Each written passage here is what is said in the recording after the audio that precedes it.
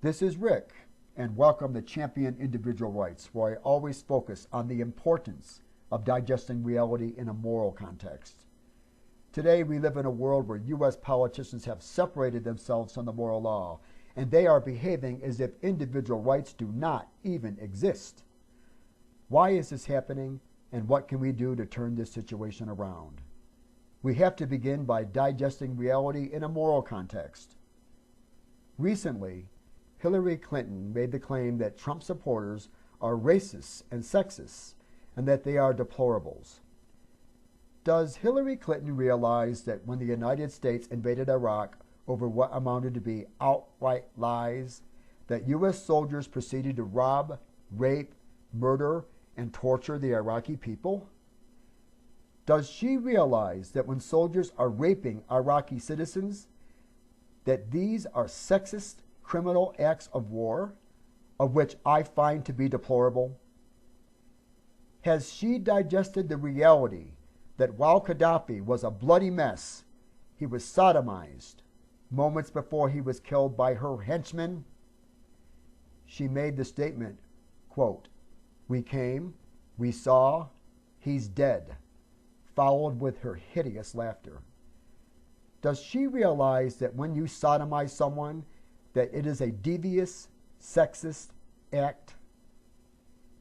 In regards to the allegations that Trump supporters are racist, does Hillary Clinton realize that when you invade a country over a hoax, such as in Iraq, and proceed to rob, rape, murder, and torture Iraqis by the millions, that it constitutes the deliberate killing of a large group of people of a different ethnicity or of a particular nation, and that it just happens to fall under the definition of genocide, which just happens to be the most extreme act of racism that can be committed? As an American citizen, I find these monstrous acts of aggression to be deplorable. Recently, John Kerry made the statement that he is in a parallel universe to Russia's Lavrov. According to the State Department, the protection of fundamental human rights was a foundation stone in the establishment of the United States for over 200 years. Since then, a central goal of U.S. foreign policy has been the promotion of respect for human rights as embodied in the Universal Declaration of Human Rights. Does John Kerry realize that when U.S. politicians invaded Iraq over what amounted to be outright lies and proceeded to bring massive death, destruction, and suffering to the entire nation of Iraq, that it contradicted the notion that, quote, a central goal of U.S. foreign policy has been the promotion of respect for human rights? Has he comprehended the fact that when he, along with his fellow U.S. politicians, make the claim that Iraq has been liberated, that it is a contradiction to the facts of reality, and that if words are to have intrinsic meaning, the country of Iraq has been devastated?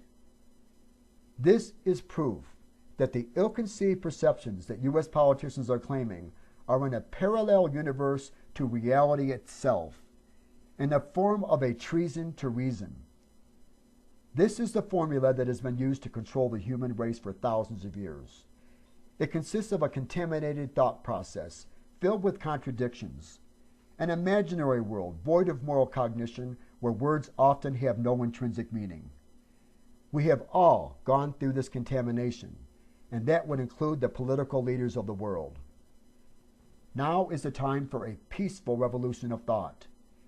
It must be recognized that the moral law applies to all rational creatures necessarily, to all of humanity, including the political leaders of the world. It is only through our moral cognition and our ability to digest reality in a moral context that mankind can achieve its ultimatum: world peace through the recognition of individual rights on a global basis, with the understanding that every individual should have a right to their own life, privacy, and possessions, regardless of their ethnicity or the geography upon which they preside.